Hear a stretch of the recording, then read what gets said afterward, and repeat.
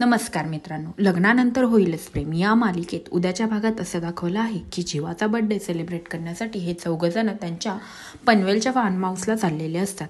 हे ऐकून जीवा ऑलरेडी खूपच अपसेट झालेला असतो, कारण की त्याच्या आणि काव्याच्या प्रेमाच्या खूप साऱ्या गोष्टी त्या फार्म हाऊसला असतात आणि ते चौघे पण तिथून निघतात आणि थोड्याच वेळात ते फार्म हाऊसला येऊन पोचतात. आणि तेवढ्यातच नंदिनी म्हणते की आधीच मिथून काका येऊन जीवाची रूम सजवली असेल. हे ऐकून जीवा अजूनच शॉक होतो. जीवाला घडलेल्या सगळ्या गोष्टी आठवतात. त्यांनी त्याच्या रूममध्ये काय काय लावलं आहे त्याचं आणि काव्याच्या प्रेमाबद्दल हे त्याला सगळं त्याच्या डोळ्यासमोर दिसतो. जीवा हे सगळं इमॅजिन करून आणि आठवून डोअर उघडून बाहेर पळत सुटतो. हे तिघजण विचारच करत थांबतात की जीवा असा पळत का सुटला असेल. आणि या सगळ्याचं काव्याला तर माहीतच असतं.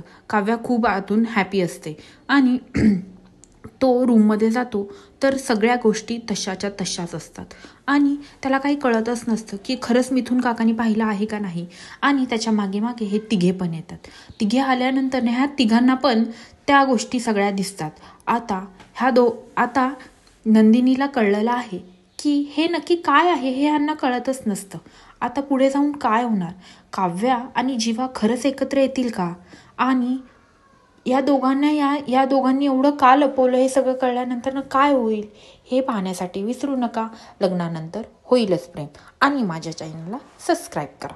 धन्यवाद.